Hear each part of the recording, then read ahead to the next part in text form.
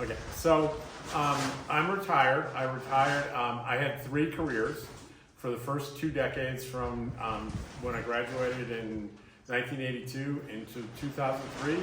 I was a finance executive. I was with Neiman Marcus, Dell Computer, and K Jewelers.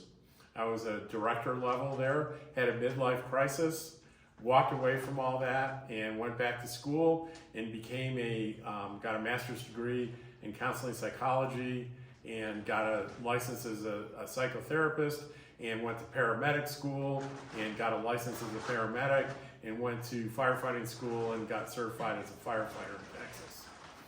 So since I graduated and got my master's in 2005, one way or another I've been practicing as a therapist, part-time with a private practice.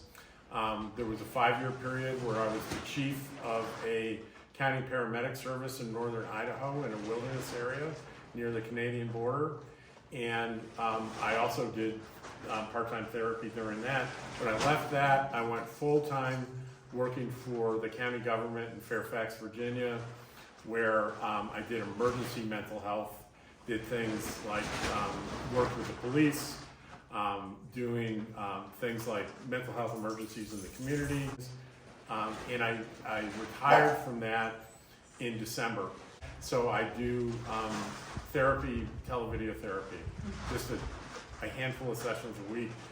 And then when I turned 65, I have 2 small pensions, one from Fairfax County, the other one from Neiman Marcus. And that's how I make money. Cool. And it's way more than I need to be a nomad. I am by Bob Wells, his definition of affluent. I am affluent because I get my affluence not from money, I get it from reducing my needs, and it's the best thing that's ever happened to me. Thank you for your service. And I was saying to someone here yesterday, this is the best year I've had in decades. Walking away in my little trailer on December 1st. So I'm coming up on my 1-year anniversary, and I know Debra's going to throw me a party. Every day. Yeah. But I just can't recommend the lifestyle strongly enough. And I owe a lot to Debra because, I've known Debra since the 1990s.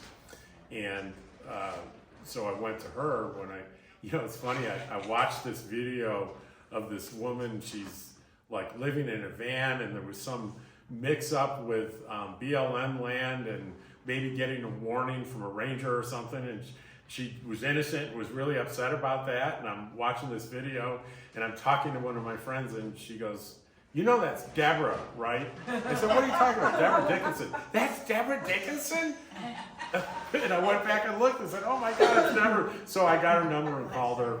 So she became my my advisor for how to do this. Like, for example, I have an accounting degree, and I put together a detailed, worked hours on this budget, and she basically said, you really did a good job.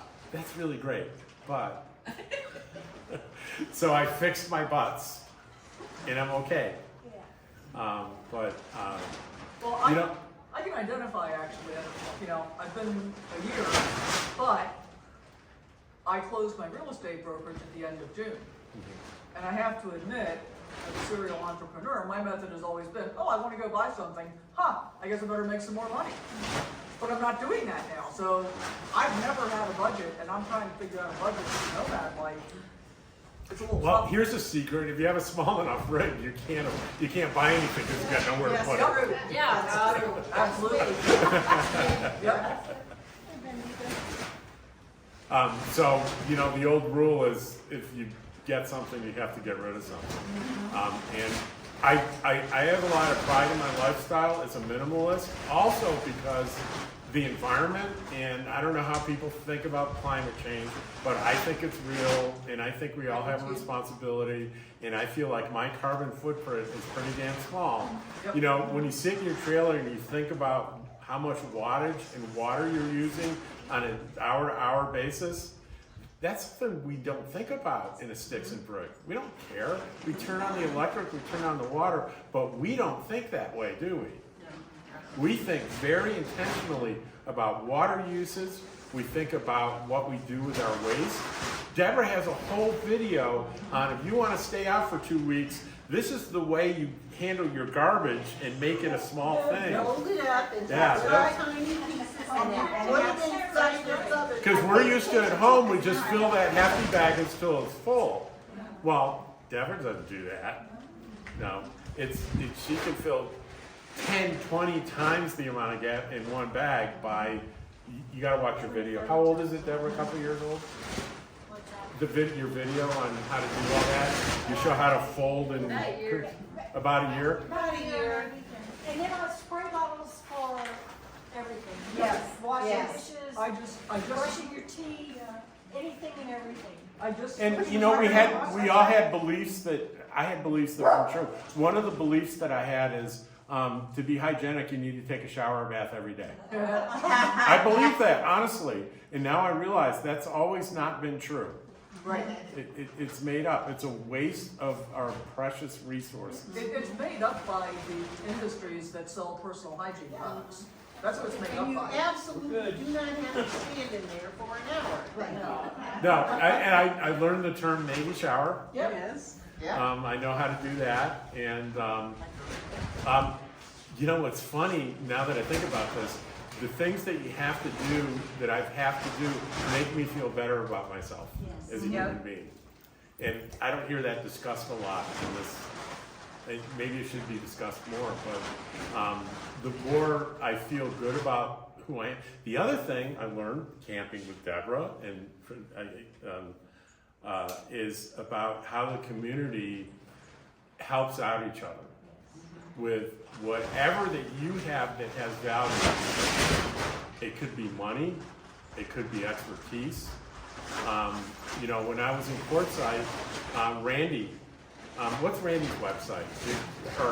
Mobile traveler. Mobile Traveler.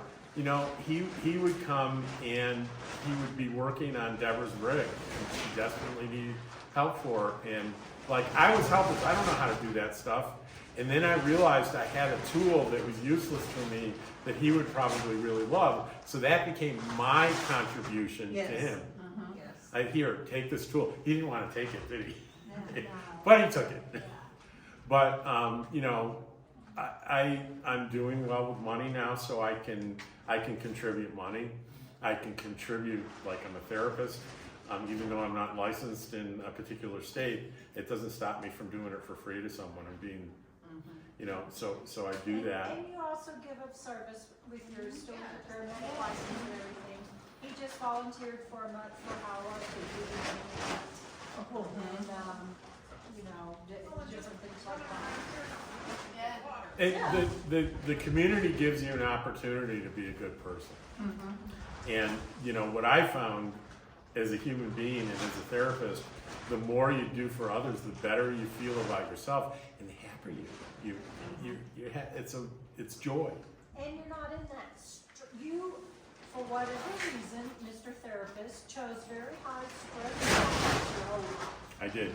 And, I mean, from the time we met, you could never have, you didn't walk like Popeye on purpose, you were just that stressed, you know? And now you are just, you know, hey Dottie, let's go for a ride, and you know, and it's just, it's wonderful to see, and I see that metamorphosis in everybody that stays out here and gives it a chance. What I'm really appreciating today, because connectivity, you know, we all think about the getting older, needing to stay safe and everything. It's the connectivity that you told us about today, Charlie. That's another form of service. Thank you. And connectivity is about connecting with other human beings, and that's important. Thank you for your time. Thank you.